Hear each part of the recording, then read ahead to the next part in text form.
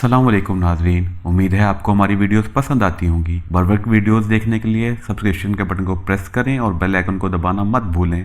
आइए चलते हैं अपने बकिया हिस्से की तरफ।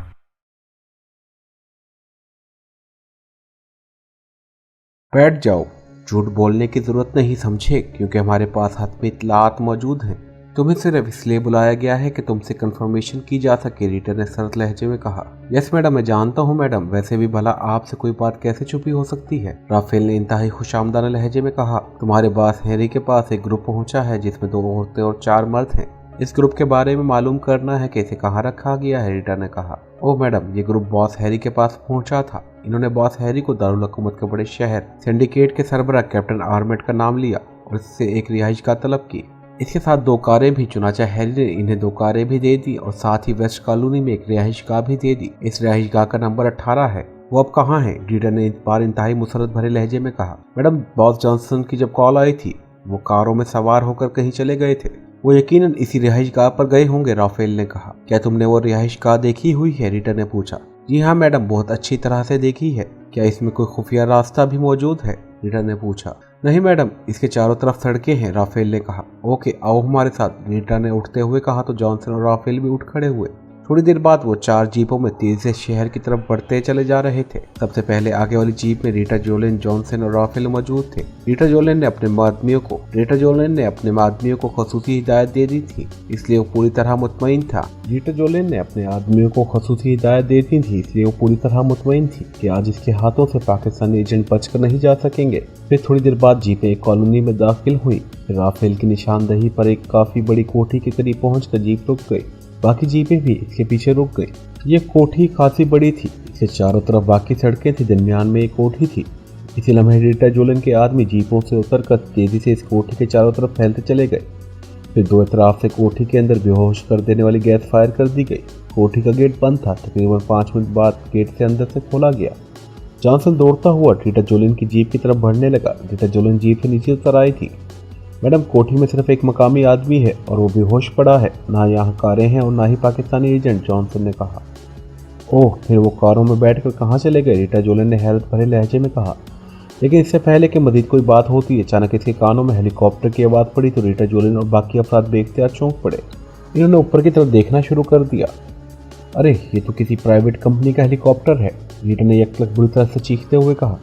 यस मैडम, यह हेलीकॉप्टर ब्लू मून कंपनी का है, जॉनसन ने कहा। इसी लम्हे कोठी की साइडों से इनके आदमी दौड़ते हुए दिखाई दिए।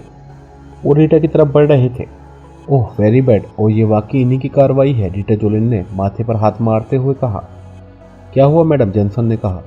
वो पाकिस्तानी एजेंट अपने साथियों समेत कारों में सवार होकर यहाँ आने के बजाय हेलीकॉप्टर रेंट पर देने वाली कंपनी के हेडक्वार्टर चले गए और हम अहमको की तरह इधर दौड़ते चले आए। अब वो हेलीकॉप्टर पर सीधे टोरंटो पहुँच जाएंगे। ये ज़रूर वही पाकिस्तानी कमांडो है। इसका मतलब है कि मेरा अंदाज़ा दुरुस्त है। वो लीडर इनका भी जिंदा है। वो वाकई शैतान है। ओह एक मिनट, ओह हाँ, अभी भी इसका ताक़ुब हो सकता है। इसके साथ ही इसने जेब से ट्रांसमीटर निकाला और तेजी से इस पर फ्रीक्वेंसी एडजस्ट करने के बाद बटन ऑन कर दिया। Hello Rita calling, hello over, Rita Julian ने चीख कर कॉल देते हुए कहा। Yes madam, Girard attending you. चंद लम्हों बाद दूसरी तरफ से एक मौतबाना आवाज सुनाई दी। मैं टोरंटो बंदरगाह से बोल रही हूँ। पाकिस्तानी एजेंट एक प्राइवेट कंपनी का हेलीकॉप्टर लेकर फरार हो रहे हैं। वो शायद टोरंटो पहुंचे। तुम चीफ से कहकर गनशिप हेलीकॉप्टर लेकर इनके पीछे जाओ। इनके हेलीकॉप्टर को फिजा में ही तबाह कर दो और सुनो, किसी चेकिंग की जरूरत नहीं है। फौरन हरकत में आ जाओ, फौरन ओवर, रीटा ने हलक के बल चीखते हुए कहा। यस मैडम, ओवर, दूसरी तरफ से कदरे घबराए हुए लहजे में कहा तो रीटा जुलियन ने ओवर एंड ऑल कहकर ट्रांसमीटर ऑफ कर दिया और वापस जीप में रख लिया। यहाँ कोई हेलीकॉप्टर मिल सकता है, रीटा जुलियन ने जॉनसन से कहा। यस मैडम, मेरे पास हंगामी सूरत हाल के लिए 2 हेलीकॉप्टर हैं, जॉनसन ने कहा। ओ जल्दी करो, वापस चलो, हमने फौरन इनके पीछे जाना है, फौरन, रीटा ने कहा और जॉनसन ने इस बात में सर हिला दिया। वो तेजी से रीटा जुलियन के साथ बाहर निकलता चला गया। जिस तरह घूप अंधेरे में जुगनू चमकता है, इस तरह बार बार मेरे जहन में भी रोशनी के नुक्ते चमकने लगे।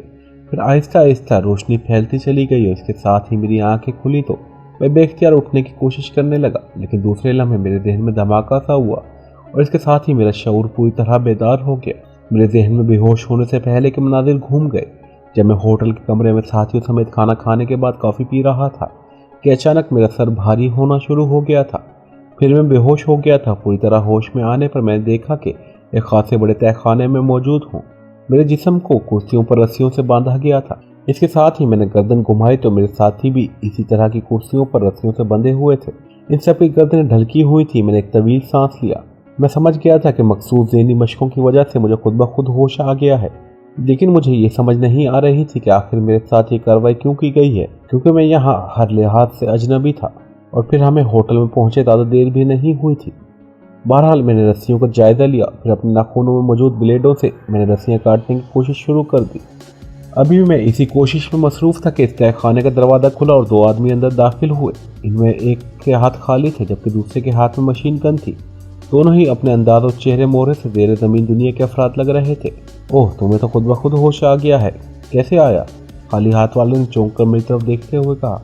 मेरी कॉफ़ी की प्याली में बेहोशी की दवा शायद कम डाली गई होगी, लेकिन ये सब आखिर क्या है? तुम लोग कौन हो और तुमने हमें यहाँ क्यों बेहोश करके बांधा है? इंतहाई संजीदा लहजे में कहा। तुम पाकिस्तानी एजेंट हो और मैडम रीटा जोलिन ने, इसका ताल्लुक डार्स का एजेंसी से, थोड़ी देर में यहाँ पहुँचने वाली है, फिर तुम्हें इसके हवाले कर दिया जाएगा। खाली हाथ वाले आदमी ने मुंह बनाते हुए कहा। पाकिस्तानी एजेंट? क्या मतलब? ये तुम किस बिना पर कह रहे हो? और तुमने बगैर किसी तस्दीक के हमें इस तरह क्यों अगवा किया है? मैंने कहा। तुम्हारे हेलीकॉप्टर को मार कर लिया गया था। इसके साथ ही यहाँ के तमाम होटलों में अहकामात पहुँचा दिए गए थे और तुम्हारी और तुम्हारे साथियों की कदर-ओ-क़ामत की तफसील भी बता दी गई थी। हम सब अलर्ट हो गए। फिर तुम इस होटल में पहुँचे तो हमने तुम्हें पहचान लिया, क्योंकि हमें कहा गया था कि तुम इंतहाई ख़तरनाक लोग हो, इसलिए हमने कॉफ़ी में बेहोशी की दवा मिला दी थी और तुम चूँकि हर लिहाज से मुतमईन थे, इसलिए तुम सब ने ये कॉफ़ी पी ली। इसके नतीजे में तुम यहाँ मौजूद हो। तुम्हारे बारे में इतला पहुँचा दी गई है और अब इतला मिली है कि रीटा जोलिन खुद यहाँ पहुँच रही है, इसलिए मैं तुम लोगों को चेक करने के लिए यहाँ आया था। इस आदमी ने कहा। तुम्हारा नाम क्या है और क्या तुम इस होटल के मैनेजर हो? मैंने कहा। हाँ, मैं मैनेजर हूँ और मेरा नाम हेराल्ड है। क्या तुम बताओगे कि रीटा ने तुम्हें खुद फ़ोन किया था? मैंने पूछा। नहीं, मुझे फ़ोन टोरंटो से किया गया था। फ़ोन करने वाले का कहना था कि वो ब्लैक स्काई एजेंसी का चीफ कर्नल रोडस है। इसने मुझे अहकामात दिए थे और हम इनके अहकामात के पाबंद हैं, वरना हमारा होटल दूसरे लम्हे तबाह किया जा सकता है। हेराल्ड ने जवाब दिया। अब तुम्हें किसने इतला दी है कि रीटा जोलिन खुद आ रही है? मैंने कहा। कर्नल रोडस ने। मैंने इन्हें तुम्हारी गिरफ्तारी की इतला दी थी, हेराल्ड ने कहा। ठीक है, रीटा जोलिन तुमसे ज़्यादा अक्लमंद होगी। इसे जब मालूम होगा कि तुमने गलत अफराद को पकड़ लिया है तो यकीनन हमसे मदद कर लेगी, मैंने मुंह बनाते हुए कहा। उसके साथ मैंने रस्सियाँ काटने का काम गैर महसूस अंदाज में जारी रखा था, इसलिए अब रस्सियाँ काफ़ी हद तक कट गई थी, लेकिन बहरहाल मेरे जिस्म से मुकम्मल तौर पर टकराने में ज़ाहिर वक्त लगना था, इसलिए मैं खामोश था। तुम यहीं रहोगे रेडिक? अगर ये आदमी कोई गलत हरकत करे तो इसको यहीं उड़ा देना, हेरल्ड ने मशीन गन बरदार से कहा था। इसे दोबारा भी होश क्यों ना कर दिया जाए? रेडिक ने कहा। नहीं, इसकी ज़रूरत नहीं है, शायद दूसरों को भी होश में लाना पड़े। वैसे भी ये बंधे हुए हैं और बेबस हैं, बस तुमने इनका ख्याल रखना है, हेरल्ड ने कहा और रेडिक ने इस बात में सर हिला दिया। हेरल्ड मुड़ा और तेज से कदम उठाता हुआ तहखाने से बाहर चला गया, जबकि रेडिक दीवार का सहारा लेकर खड़ा हो गया था। अलबत्ता इसकी नज़रें मुझ पर जमी हुई थी। क्या तुम्हारा ताल्लुक भी इसी होटल से है? मैंने पूछा। हाँ, मैं मैनेजर साहब का बॉडीगार्ड हूँ, रेडिक ने कहा। तो क्या मैनेजर साहब को कत्ल होने का खदशा है जो इसने तुम्हें बाकायदा मशीन गन से मुसल्ला कर रखा है? मैंने कहा। हाँ, यहाँ एक ग्रुप हमारा मुखालिफ है, इससे खतरा रहता है, रेडिक ने कहा। कौन सा ग्रुप है और क्या झगड़ा है? मैंने कहा। तुम इससे बात को छोड़ो, तुम्हारा इससे क्या ताल्लुक है? रेडिक ने मुंह बनाते हुए कहा। अच्छा चलो, एक गिलास पानी ही पिला दो, ये काम तो तुम कर सकते हो, इसमें तो कोई खतरा नहीं है, मैंने कहा तो रेडिक बेख्तियार उठा। रेडिक बोला, मैंने यहीं रहना है, मुझे एहसास हो रहा है कि तुम खतरनाक आदमी हो, इसलिए तुम खुद ब खुद होश में भी आ गए हो, इसलिए सॉरी, मैं तुम्हारा कोई काम नहीं करूँगा, अब चुप हो जाओ तुम। कमाल है, एक बंधा हुआ आदमी तुम्हें खतरनाक नज़र आ रहा है, तो तुमने क्या खाक मैनेजर साहब की हिफाजत करनी है? हैरत है, वाकई हैरत है, मैंने मुंह बनाते हुए कहा। वो ना हो, मैं ऐसी बातों को बुरा नहीं बनाता, जो मर्जी आए कहते जाओ, रेडिक ने कहा। चलो मशीन गन साथ ले जाओ, इसे यहाँ रखना जाओ, अगर तुम्हें खतरा है कि मैं बंधे हुए हाथों से मशीन गन उठा लूँगा। मैंने ये बात कही तो रेडिक एक बार फिर हंस पड़ा। तुम रेडिक को बुज़दिल कह रहे हो? वो ना हो काश के मैनेजर साहब ने तुम्हें जिंदा रखने पर मजबूर ना किया होता, मैं अभी तुम्हें गोलियों से छलनी कर देता, रेडिक ने गुस्सीले लहजे में कहा। तो फिर चलो, तुम मुझे एक गिलास पानी ही पिला दो, मैं यकीन कर लूँगा कि तुम वाकई बहादुर हो, मैंने कहा। लगता है तुम ज़िद्दी इंसान हो, जब मैं कह रहा हूँ कि मैं यहाँ से बाहर नहीं जाऊँगा, फिर तुम बार बार क्यों ये बात कर रहे हो? यहीं खड़े खड़े पानी पिला दो, पानी पिलाने से तुम्हारा क्या जाएगा, मैंने कहा तो रेडिक बेख्तियार एक तवील सांस लेकर रह गया। हो ना हो तुम बाद नहीं आओगे, ठीक है मैं ले आता हूँ पानी, रेडिक ने कहा और तेज़ी से मुड़कर दरवाजे की तरफ से चला गया। दरवाज़ा खोलकर वो बाहर निकला और फिर यकलक तेज तेज कदमों की आवाज़ सुनाई देने लगी। मैं बेख्तियार मुस्कुरा दिया। मैं समझ गया कि रेडिक दरवाजे के बाहर खड़ा पैर ज़मीन पर मार रहा है, और वही हुआ।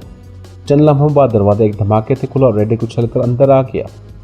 कमाल है, इतना करीब था पानी और तुम फिर भी घबरा रहे थे, मैंने कहा। मुझे ना जाने तुमसे क्यों खतरा महसूस हो रहा है। बहरहाल ठीक है, अब मैं पानी ले आता हूँ, रेडिक ने मेरे जिस्म पर मौजूद रस्सियाँ देखकर कहा। फिर वो फुर्ती से मुड़कर दरवाजे से बाहर चला गया। इस बारिश के कदमों की आवाज़ें वाकई दूर जाती हुई सुनाई दी तो मेरे बाजू झटके से खुल गया। इस बारिश के कदमों की आवाज़ें वाकई दूर जाती हुई सुनाई दी। मेरे बाजू बिजली की तेज़ी से हरकत में आए और 2-3 झटकों में ही मेरे हाथ आज़ाद हो गए। फिर मैंने तेज़ी से रस्सियाँ जिस्म से खोलकर नीचे फर्श पर फेंक दी और फिर मैं फुर्ती से उठ खड़ा हुआ। फिर मैं दबे पाँव सीधा दरवाजे की तरफ बढ़ गया। मैंने जेबों में हाथ डाला तो जेबों में असलहा मौजूद था। मैं समझ गया था कि इनकी तलाशी नहीं ली गई। मैं दरवाजे की साइड पर दीवार से पुष्ट लगाकर खड़ा हो गया। चंद लम्हों बाद कदमों की आवाज़ें सुनाई दी। फिर दरवाज़ा खुला और रेडिक उछलकर अंदर दाखिल हुआ ही था कि मैं बिजली की तेज़ी से हरकत में आया और रेडिक चीखता हुआ उछलकर नीचे गिरा ही था कि मेरी लात घूमी और नीचे गिरकर उठता हुआ रेडिक एक बार फिर चीख मारकर नीचे गिरा और फिर साख्त हो गया। इसकी मशीन गन इसके कांधों से लटकी हुई थी जो इसके नीचे गिरने से एक तरफ जा गिरी थी। इसके हाथ में पानी की बोतल थी जो दूसरी तरफ जा गिरी थी। मैंने मशीन गन उठाई और फिर तेज़ी से बाहर आ गया। मैं थोड़ी देर बाद वापस आ गया क्योंकि यह आबादी से हटकर एक इमारत थी जहाँ कोई आदमी मौजूद नहीं था। अलबत्ता एक कार बाहर मौजूद थी। फिर मैंने पानी की बोतल उठाई और अपने साथियों के मुंह खोलकर पानी इनके हलक में उड़ेलना शुरू कर दिया। मुझे मालूम था कि अब काफ़ी वक्त गुजर चुका है, इसलिए अब पानी से भी इनकी बेहोशी दूर हो जाएगी। और वही हुआ। थोड़ी देर बाद एक एक करके मेरे सारे साथी होश में आते चले गए। मैंने सबकी रस्सियाँ खोल दी। ये क्या हुआ साहब, ये कौन सी जगह है और हम कहाँ हैं? कैप्टन शकील ने उठते हुए कहा तो मैंने मुख्तसर तौर पर इसे सारी बात बयान कर दी। इसका खात्मा करो और यहाँ से निकलो, किसी वक्त भी रीटा जोलिन यहाँ मौत बनकर पहुँच सकती है। मैंने फर्श पर बेहोश पड़े हुए रेडिक की तरफ इशारा करते हुए कहा और तेज़ी से दरवाजे की तरफ बढ़ गया। बाहर कार तक पहुँचते पहुँचते तनवीर भी मेरे साथ आकर मिल गया था। वो इस रेडिक का खात्मा करने के लिए वहीं रुक गया था जबकि बाकी साथी मेरे पीछे ही बाहर आ गए थे। लेकिन अब हम जाएंगे कहाँ? ऐसा लग रहा है इस बार तो हम बुरे फंसे हैं, सफदर ने कहा। यहाँ से तो निकलो, फिर जो होगा देखा जाएगा, मैंने कहा। वो सब कार में सवार हो गए। ड्राइविंग सीट पर मैं खुद मौजूद था। कार के इग्निशन में चाबी मौजूद थी। शायद इमरजेंसी के लिए ऐसा किया गया था, लेकिन इससे बहरहाल हमें आसानी हो गई थी। सफदर ने नीचे उतरकर फाटक खोला और मैंने कार फाटक से बाहर निकाली और सफदर फाटक बंद करके छोटी खिड़की से बाहर आया। कार में वो सवार हो गया। मैंने कार को मगरिब की तरफ मोड़ दिया। थोड़ी देर बाद हम एक मेन रोड पर पहुंच गए। ये जगह शहर से थोड़े ही फासले पर थी क्योंकि शहर की इमारतें दूर से नजर आ रही थी। मैंने कार का रुख शहर की तरफ किया और फिर इसे तेजी से दौड़ाता हुआ आगे बढ़ता चला गया। शहर के आगाज में ही कॉलोनी का बोर्ड हमें नजर आ गया। ये नई कॉलोनी थी। अभी इसमें रिहायशी यूनिट की तादाद बेहद कम थी और काफ़ी सारे यूनिट अभी देर तामीर नजर आ रहे थे। मैंने कार का रुख इस कॉलोनी की तरफ मोड़ दिया। फिर मेरी तवक्को के ऐन मुताबिक एक कोठी पर किराए के लिए खाली है का बोर्ड नजर आ गया। गेट के बाहर ताला लगा हुआ था। मैंने कार इस कोठी से काफ़ी आगे जाकर रोक दी। इस कोठी में अकबी तरफ से कूद कर अंदर जाना होगा, मैंने कहा। लेकिन कार तो यहाँ चेक हो जाएगी, सफदर ने कहा। हाँ, कार तो हमारे लिए फंदा बन जाएगी, इसे यहाँ से दूर छोड़ना होगा, मैंने कहा। तो आप अंदर जाकर छोटा फाटक खोल दें, मैं इसे यहाँ से दूर खेतों में छोड़कर वापस आ जाता हूँ, सफदर ने कहा। तो सब नीचे उतरे और साइड गली की तरफ बढ़ गए। थोड़ी देर बाद ही हम सब इस कोठी के कमरे में मौजूद थे। मेरे कहने पर तनवीर ने जाकर छोटा फाटक अंदर से खोल दिया था और थोड़ी देर बाद तनवीर वापस आ गया था। चूँकि वहाँ किराए पर फर्निश्ड और हर लिहाज से रिहाइश के लिए मुकम्मल मकान दिए जाते थे, इसलिए फर्नीचर भी मौजूद था और फ़ोन भी। मैंने रिसीवर उठाया तो इसमें टून मौजूद थी। मैंने इंक्वायरी का नंबर प्रेस कर दिया। Inquiry please. रब्ता होते ही एक नफानी आवाज़ सुनाई दी, होटल गोल्डन का नंबर दें। मैंने कहा तो दूसरी तरफ से नंबर बता दिया गया। मैंने क्रेडल दबाया और टून आने पर मैंने एक बार फिर नंबर प्रेस करने शुरू कर दिए। आखिर में मैंने लाउड स्पीकर का बटन भी प्रेस कर दिया। Golden hotel. रब्ता होते ही एक नफानी आवाज़ सुनाई दी, मैनेजर से बात करो, मैं दारुल हुकूमत से बात कर रहा हूँ, मैंने कहा।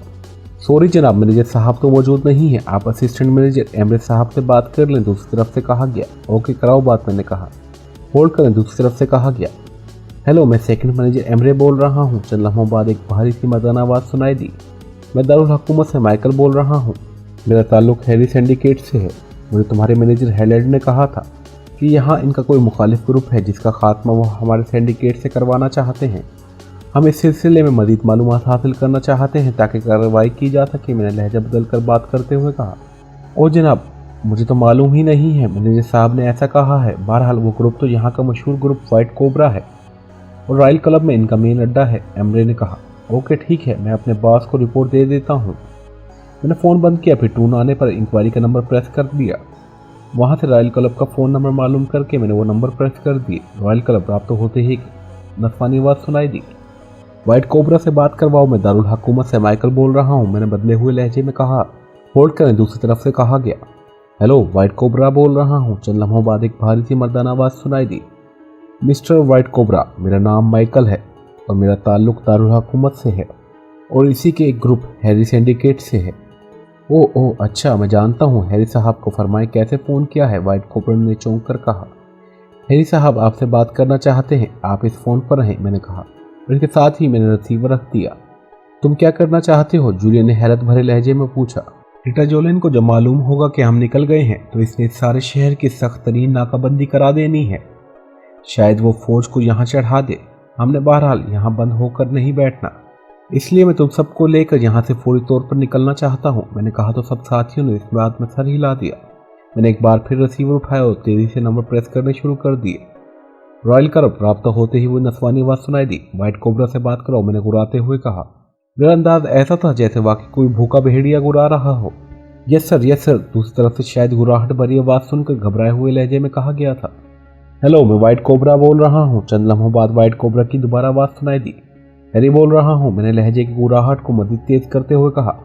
ओ जनाब, आपने खुद मुझसे बात करके मुझे मेरी ज़िंदगी का सबसे बड़ा एजाज़ बख्श दिया है। हुक्म करें जनाब, मैं आपका गुलाम हूँ जनाब, वाइट कोबरा ने इंतहाई मोतबाना लहजे में बात करते हुए कहा। मुझे तुम्हारे बारे में रिपोर्ट मिल चुकी है कि तुम काम करने वाले आदमी हो और हम तुम्हें अपने दोस्तों की लिस्ट में शामिल कर सकते हैं, लेकिन पहले तुम्हें एक टेस्ट क्लियर करना होगा, मैंने इसी तरह गुराहट भरे लहजे में कहा।